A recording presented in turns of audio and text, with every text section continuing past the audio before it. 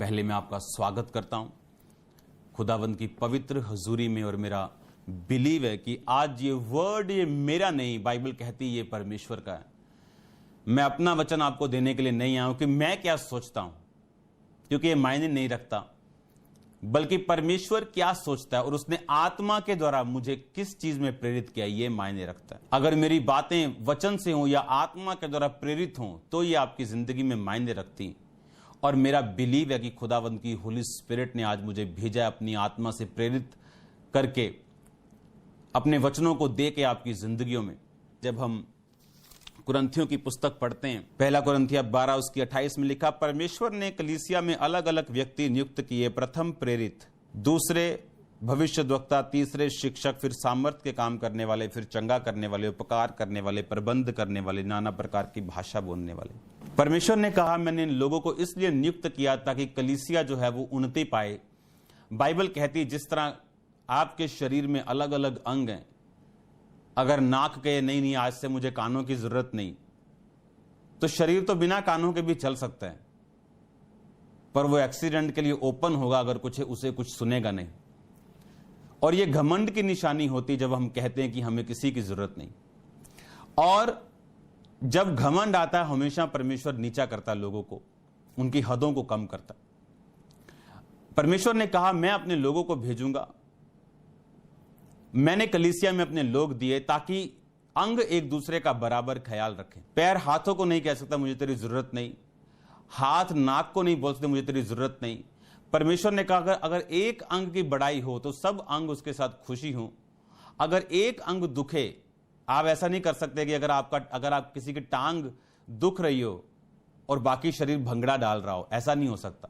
अगर वो real pen में आपकी पूरी बॉडी थक जाती है, आपकी पूरी बॉडी आलस में भर जाती है, दुखी होती है, बुखार हो जाता है, सिर दर्द हो जाता है साथ में, उसी तरह से परमेश्वर ने कहा कि अंग एक दूसरे का बराबर ध्यान रखे। और परमेश्वर ने ऐसे लोगों को चर्च में नियुक्त किया जो चर्च की उन्नति के लिए। एक वर्ड मैं आपके लिए पढ़ना चाहूंगा, एजरा। तब हागे नामक नबी और इद्दो का पोता जकरिया यहूदा और यरूशलेम के यहूदियों से नबूवत करने लगे। उन्होंने इज़राइल के परमेश्वर के नाम से उनसे नबूवत की। तब शालतियल का पुत्र जरुब्बाबेल और योसादाक का पुत्र यीशु कमर बांधकर परमेश्वर के भवन को जो यरूशलेम में है बनाने लगे, और परमेश्वर के वे नबी उनका साथ देते रहे। उसी समय महानद के इस पार का तत्ने नामक अधिपति और शतबुर्ज ने अपने सहयोगियों समेत उनके पास जाकर ये पूछने लगा, इस भवन के बनाने और शहरपना को खड़ा करने की तुमको किसने आज्ञा दी है? उन्होंने लोगों से यह भी कहा, इस भवन के बनाने वालों का नाम क्या है? इसके अगर आप आगे पढ़े, परंतु यहूदियों के पुरनियों की परमेश्वर की दृष्टि उन पर रही, इसलिए इस बात की चर्चा दारा से ना की गई और इसके विषय चिट्ठी के द्वारा उत्तर ना मिला। तब उन्होंने उनको ना रोका। यह उस समय की बात है जब इज़राइल का जो लास्ट राजा जिसे हमने पढ़ा था, बाइबल कहती वो वही किया उसने जो यहोवा को नापसंद था, और परमेश्वर ने उसके अंदर झूठ बोलने वाला आत्मा भेजा। उसके पास जो नबी थे जो हमेशा राजा को खुश करने के लिए उनको प्रोफेटिक वर्ड देते, तुम्हारा भला होगा, तुम्हें मिरेकल हो जाएंगे, तुम्हारे चमत्कार हो जाएंगे, राजा तू चल, प्रभु तेरे साथ है। क्योंकि पर्सनल गेन चाहिए था उनको, राजा से पर्सनल ऑफरिंग्स चाहिए थी, खुश करना था लोगों को। और राजा उस बात में आ गया और उसने अपने आप को जांचा नहीं कि अगर मैं यहोवा के खिलाफ हूं तो प्रोफेसी मेरे लिए कैसे मेरे भले के लिए हो सकती। और बाइबल कहती वो बेबीलोन के राजा से बलवा करने के लिए चल पड़ा और वहां बंदी बना लिया गया, और वहां पर उस राज्य का पतन हो गया। क्योंकि परमेश्वर अपने हर एक राजा को सजा देता रहा। जैसे मैंने आपसे कहा था कि जैसे एक स्टूडेंट अगर अच्छा ना करे तो क्लास के बाहर खड़ा कर दिया, मुर्गा बना दिया, उससे ज्यादा ग्राउंड के चक्कर लगवा दिया, पर तब भी नहीं सुधरा तो रेस्टिगेट कर दिया, स्कूल से निकाल दिया, कॉलेज से निकाल दिया। अब वो हाल था राजाओं का और इजरायली लोगों का कि परमेश्वर सजा देता रहा उनके पापों से, उनको बचाता रहा, उनकी तौबा के कारण फिर पाप किए, उनको मारता रहा, और एक दिन आया जब उसके राज्य को पतन कर दिया। उसके बाद जब उन्होंने 70 साल ऐसे बिताए जैसे एक सबसे मामूली व्यक्ति दुनिया का बिताता है, एक भिखारी की तरह बिताए उन देशों में जो लोग बड़े बड़े राजाओं को मारते थे, वो एक बुरी हालत में फंस चुके थे। जब उन्होंने मन फिराया, बाइबल कहती परमेश्वर ने फिर अच्छे अगुवे उनको दिए और उनको अपने देशों में वापस भेजा।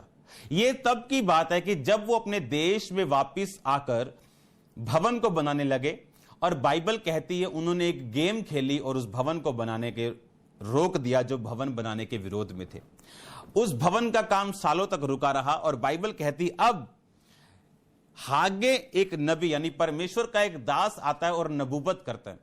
यानी जो काम सालों से एक पॉलिटिकल स्टंट के कारण रुका हुआ था, नबी की उस परमेश्वर के दास के वर्ड्स के द्वारा उस काम को चलना शुरू हुआ। यहां तक कि उस काम की शिकायत लिखा राजा को की गई, पर उस चिट्ठी का उत्तर ही नहीं मिला, वो रास्ते में कहीं खो गई, उस पर ध्यान नहीं दिया गया, क्योंकि परमेश्वर की दृष्टि उन लोगों के ऊपर थी। जब मैं ये बात आपको इसलिए कह रहा हूं कि परमेश्वर ने अपने लोगों को इस धरती पर ठहराया, और बाइबल कहती जब भी परमेश्वर आपको डिलीवर करेगा, वो अपने बंदे, अपने दास के द्वारा अपना वर्ड भेज के आपको डिलीवर करेगा। इट इज इम्पॉसिबल, ये इम्पॉसिबल था यहां पर उस चीज को बनाना जिसके लिए उस राजा ने मना कर दिया था। और बाइबल कहती जब परमेश्वर के दासों के द्वारा वचन आए उनके पास, और बाइबल कहती उन्होंने उस भवन को फिर से बनाना शुरू किया, और बाइबल कहती वो भवन बनता गया और भवन बनता गया, यहां तक कि उस जगह की गवर्नमेंट को भी उसके बाद परमेश्वर ने अपने लोगों के ऊपर दयालु किया, और उस गवर्नमेंट ने उस जगह की सपोर्ट की, और उस भवन को फिर बनाने से कोई रोक ना पाया, और वो भवन बन के तैयार हुआ। और उस भवन के बनने की स्टार्टिंग वर्ड के द्वारा हुई, जो परमेश्वर ने अपने दास के द्वारा कहे। इसीलिए आज मैं आपको प्रोफेटिक वर्ड्स दे रहा हूं, आपको भविष्यवाणी कर रहा हूं कि आज का वर्ड सुनने के बाद जो चीजें मरी हुई वो आपकी जिंदगियों में जी उठेंगी। वो आपकी मैरिड लाइफ हो, वो आपकी स्पिरिचुअल लाइफ हो, वो आपका फाइनेंस हो। अगर आपने आज वर्ड पर ध्यान लगाया, जो होली स्पिरिट ने मुझसे कहा, मैं आपसे बोल रहा हूं, अगर आज आपने इस वर्ड को ध्यान से सुना और इसको कबूल किया, हर एक मुर्दा चीज को आप जी उठता हुआ देखोगे। याद रखो, वचन ये इतना इंपॉर्टेंट है जितना आपकी लाइफ भी इंपॉर्टेंट नहीं, क्योंकि इस लाइफ की एक सीमा है, 120 साल, 100 साल, किसी की 80 साल, लेकिन वो लाइफ जो इसके बाद है उसकी कोई सीमा नहीं। बाइबल कहती या तो अनंत जीवन या तो अनंत दंड भोगने के लिए परमेश्वर ने अपने लोगों को उसने भेजेगा और तैयार करेगा, या तो अनंत दंड भोगेंगे या अनंत जीवन भोगेंगे। बाइबल कहती परमेश्वर का पुत्र इसलिए नहीं आया कि तुम्हें दोषी ठहराए, बल्कि इसलिए आया कि तुम जीवन पाओ। पर लिखा अगर कोई विश्वास ना करेगा तो फिर वो दोषी ठहराया जाएगा, क्योंकि लोग एक वचन को लेते हैं कि परमेश्वर का पुत्र हमें कंडेम करने के लिए नहीं आया। ये कंप्लीट वर्ड ना तो आप सुनो, ना तो कहीं देखो, बल्कि कंप्लीट वर्ड सुनो कि परमेश्वर का पुत्र आपको बचाने के लिए आया। दोषी ठहराने के लिए तुमने पाप किया तुम मर जाओगे नहीं, उसने कहा तुमने पाप किया, पर अगर तुम विश्वास करोगे तुम अनंत जीवन को पाओगे। मैं तुम्हें दोषी नहीं ठहराता, लेकिन अगर तुम मेरी बातों का यकीन नहीं करते और मुझ पर विश्वास नहीं करते तो तुम दोषी ठहराए जाओगे, क्योंकि तुम पर दोष लगाने वाला पिता होगा कि तुमने मेरे इकलौते पुत्र के ऊपर विश्वास नहीं किया जिसको मैंने भेजा।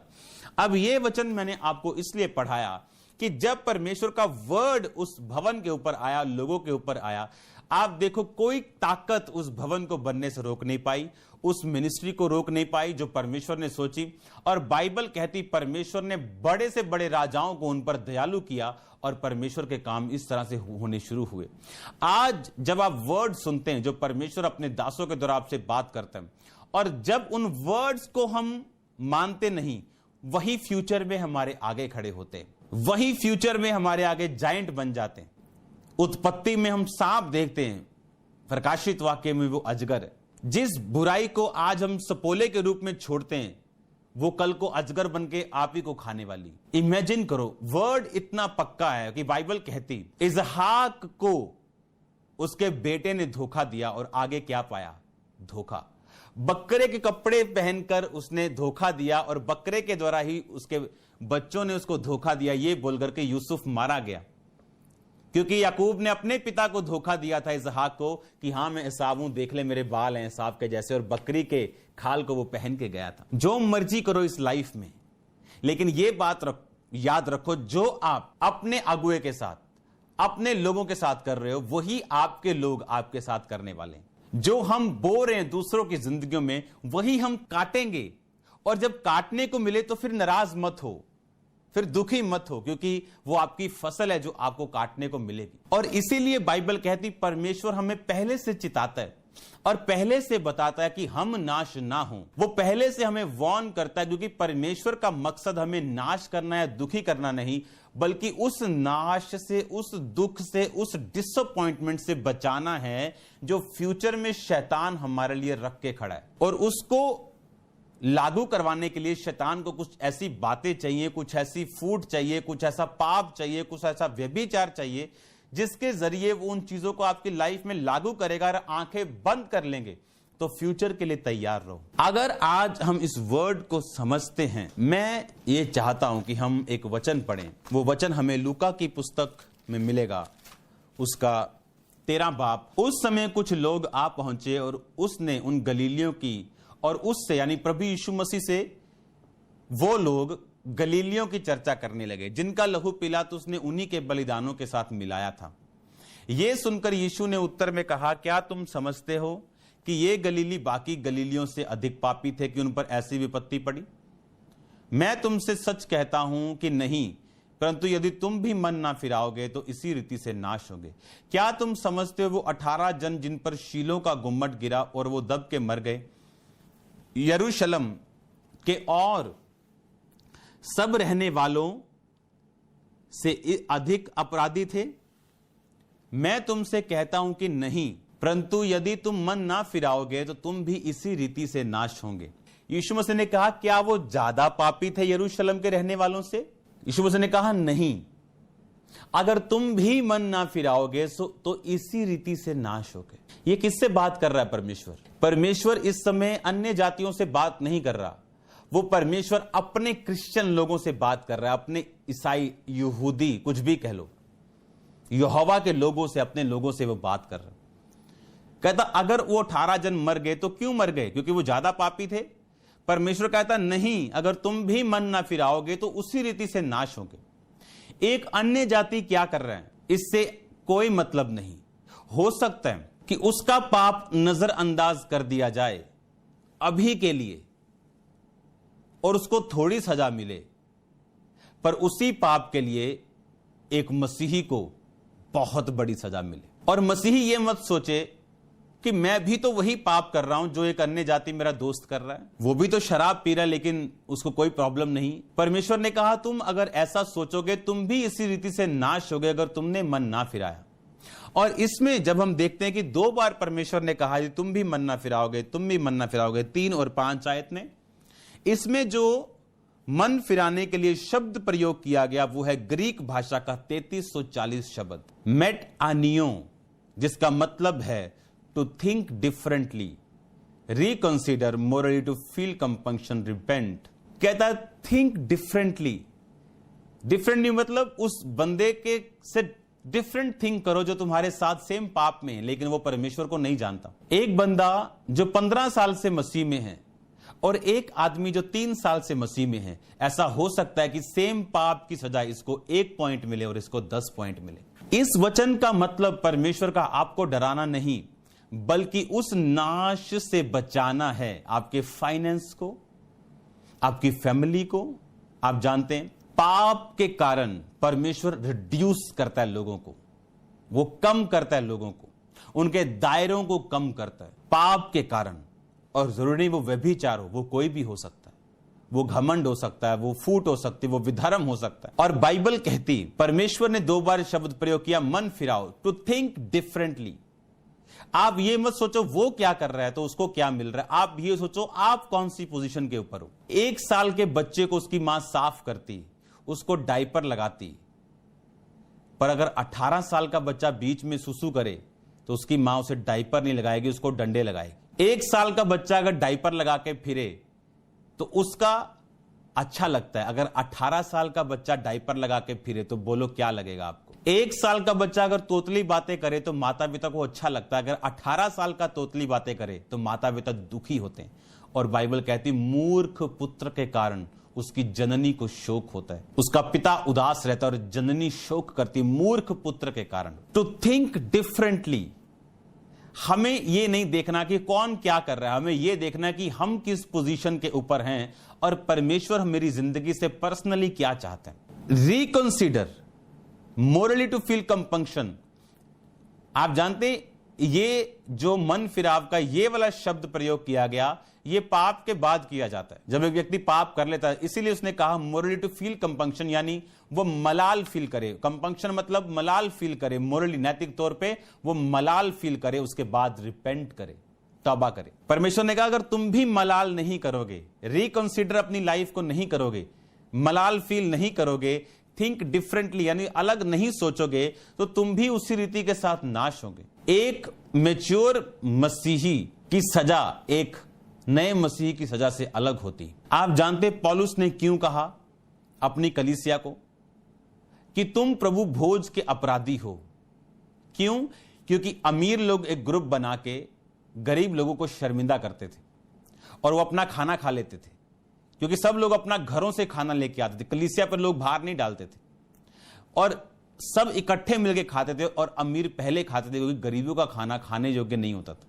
और पौलुस ने डांट लगाई, उसने कहा अगर इस रीति से चलोगे तो तुम्हारा शरीर निर्बल हो जाएगा और तुम रोगी हो जाओगे। और अगर तुम अपनी ब्लेसिंग्स को, अपनी ताकत को दूसरों की उन्नति के लिए इस्तेमाल करोगे तो तुम इसी प्रभु भोज के कारण तुम आशीषित होंगे। आज हमें वचन को सुनना है और वचन से परफेक्शन हासिल करनी, परफेक्शन हासिल करनी अपनी लाइफ में, अपनी मिनिस्ट्री में, अपनी कॉलिंग में, अपनी बुलाहट में।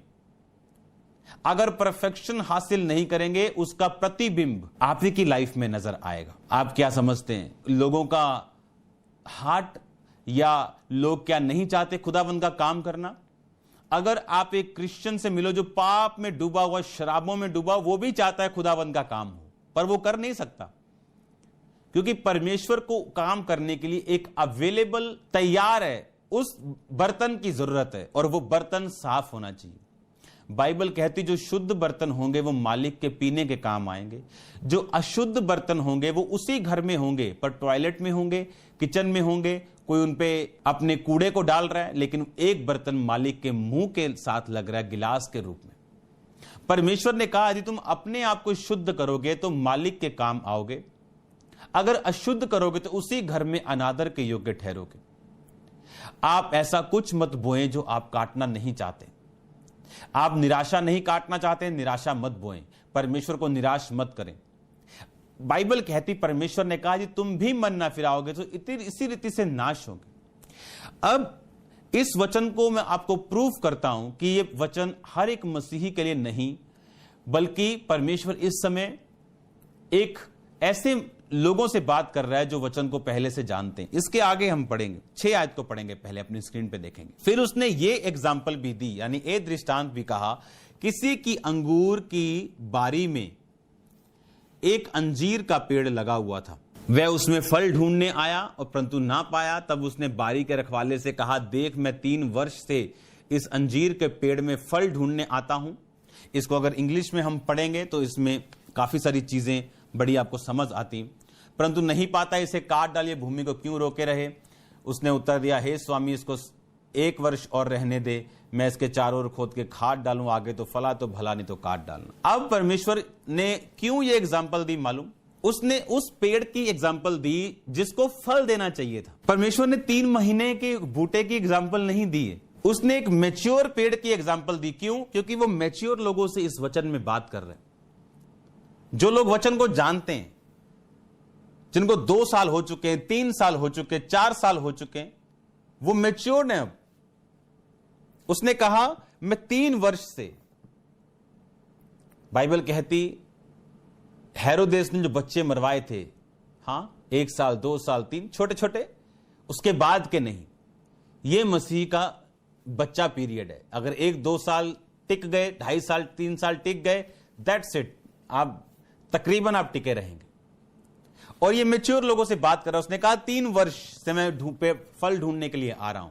इसका मतलब वो पेड़ मैच्योर पेड़ से बात कर रहा है, मैच्योर क्रिश्चियन से बात कर रहा है। कहता क्यों ये रोके रहे, अब इसको काटना पड़ेगा, अगर ये फल नहीं देता तो इसको काट और दूसरा पेड़ इसकी जगह पर लगा। और माली ने कहा इसको थोड़ी देर रहने दे, ये माली सेवक है, इसने कहा थोड़ी देर इसको देखने दूं, अगर नहीं फला तो मैं इसे काट दूंगा, इसकी जगह से हटा दूंगा और दूसरा इसकी जगह पे लगाऊंगा जो इसका फल समय पर दिया करेगा। इसका मतलब परमेश्वर ये एक्सपेक्ट करता है कि जब एक मैच्योर क्रिश्चियन हो वो उसके बाद उसके वर्ड को थामे रहे। क्यों? क्योंकि परमेश्वर ने आपके लिए कुछ सोचा है, आपके फाइनेंस के लिए, आपकी लाइफ के लिए, आपकी जिंदगी, आपके मैरिटल लाइफ, आपके मैरिड लाइफ, आपकी फाइनेंशियल लाइफ, आपकी जॉब, आपका कैरियर, आपकी एवरीथिंग वो आपके लिए सोच के बैठे।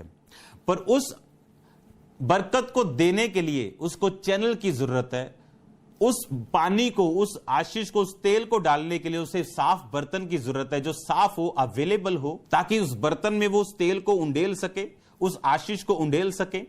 बाइबल कहती परमेश्वर की यह सोच थी कि मैं अपने लोगों को ऊंचा करूंगा और अपने नाम को इनके जरिए मैं अन्य जातियों के ऊपर प्रदर्शित करूंगा। और बाइबल कहती इसीलिए परमेश्वर इजरायलियों के संग रहा, और जब इजरायली प्रभु के साथ फेथफुल रहे तो बड़े बड़े राजाओं को उन्होंने मारा, लेकिन जब वो फेथफुल नहीं रहे और उसके बाद परमेश्वर को सजा देता रहा, फिर वापस करता रहा, फिर बचाता रहा, सजा देता रहा, लेकिन एंड में परमेश्वर ने उनको त्याग दिया, अपना भवन जलवा दिया, अपने शहरपना जलवा दी।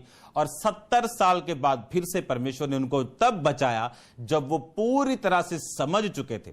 मैं आपको बताता हूं, वो इतने समझ चुके थे, ये सजा इतनी लंबी थी, अगर हम थोड़े थोड़े साइंस से नहीं समझते तो हम मूर्ख हैं। पंजाबी में कहते हैं ना कि सियाणी जनानी दाल चों दाना टोंदी, पूरी दाल नहीं टोंदी, वो गधे आंग। जो सियाना आदमी वो बस एक आध दाना देखता है दाल और बताता है ये कैसी।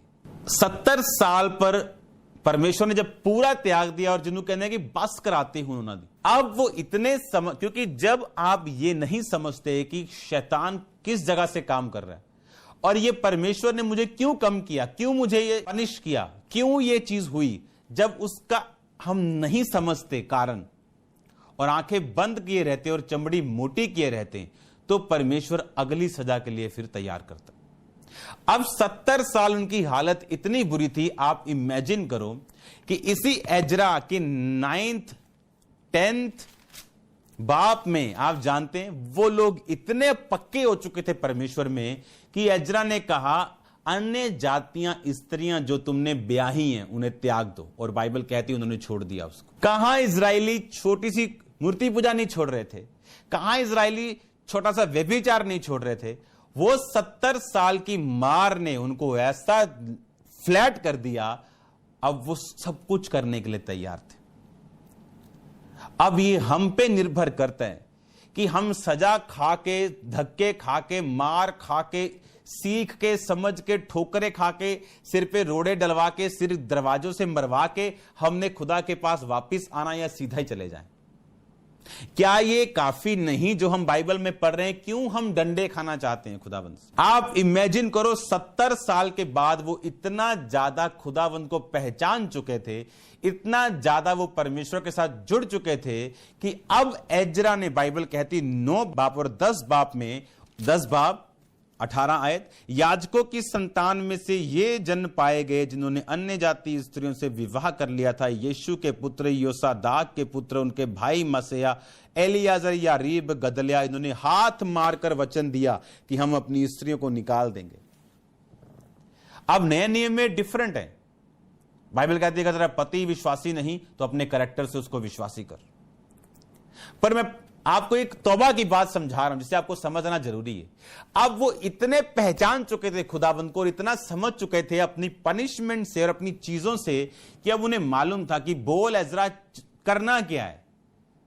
हम मरने के लिए भी तैयार हैं लेकिन हम सदा खाने के लिए अब तैयार नहीं। और बाइबल कहती एजरा जो था वो एक निपुण परमेश्वर के वचनों को जानने वाला था। एजरा जो था, मैं आपको बताना चाहता हूं, ये हारून का वंश था, यानी मूसा का वंश था। मूसा मतलब मूसा का भाई हारून का ये वंश था। एजरा जो याजक था और व्यवस्था को पूरे रीति के साथ वो जानता था और खुदावंद की दया उस पर थी क्योंकि व्यवस्था जानता था तो मानता भी होगा, और जब वो व्यवस्था मानता था तो ऑटोमेटिकली उसको ऊंचे स्थान राजाओं के पास दिए गए थे, और जहां कहीं वो जाता था परमेश्वर उसके साथ रहता था, उसका स्थान उसका ऊंचा होता था, फेवर उसकी लाइफ पे रहता था। और इस कारण वो व्यवस्था को जानता था, और जब इजरायली छूटकर वापस आए उसने समझाया कि देखो तुम्हारे पापों ने क्या किया, तुम्हारे राजाओं के पापों ने क्या किया, तुम्हारा सब कुछ उजाड़ दिया, अब तुमने तौबा की है, देखो फिर से खुदाबंद ने तुम्हें अच्छे अगुए दिए और तुम्हें यहां भेजा, अब सुधर जाना। वो कहते हम सुधर जाना नहीं, हम सुधरे हुए, बोलो करना क्या है। यानी इतना बड़ा डिसीजन तब उन्होंने लिया, सब कुछ खुदाबंद के वचनों के अनुसार वो करने के लिए अब तैयार थे, क्योंकि उन्हें मालूम था कि चाहे मैं जहां मर्जी छुप जाऊं, कहां भाग जाऊंगा, किधर चला जाऊंगा, कहां चला जाऊंगा, खुदाया तेरी रूह तो मैं पला ना सके किधर जाऊं। कहां भागेंगे उसकी रूह से, उसके वर्ड से, किधर जाएंगे। हम अपनी मर्जी कर सकते हैं, अपने पाप पे, अपने घमंड पे, अपने व्यभिचार, अपनी चोरियों पे खड़े रह सकते हैं, पर इसका असर 100% होगा, इसके कॉन्सिक्वेंसेस, इसके असर होंगे। पाप माफ खुदाबंद कर देगा जब आप माफी मांगेंगे, लेकिन इसका असर होगा। 38 साल के लोग बोला जा तेरे पाप माफ हुए, तेरे पाप माफ हो गए, अब फिर से पाप ना करना, ऐसा ना हो इससे भारी मुसीबत तुझ पे आए। इसका मतलब उस मुसीबत का कारण पाप था। पाप सिर्फ शारीरिक रोग नहीं, पाप एक आपको रिड्यूस करने के लिए, उसका परिवार उसको छोड़ के जा चुका था, पाप के कारण उसका शरीर खत्म हो चुका था, फाइनेंशियल हालत बुरी थी। अगर अच्छी होती तो वो बंदे दिहाड़ी पे ले लेता, किले भी 1000 रुपया रोज का, यहीं रहना, जब स्वर्गदूत उतरे पानी में, तूने अगर मेरे को पहले उतार दिया, लाख रुपया इनाम। देखो कोई सोएगा भी नहीं, लेकिन उसके पास पैसा भी नहीं था, शरीर भी नहीं था, घर भी नहीं था, रिश्तेदार भी अब नहीं थे। रीजन क्या था?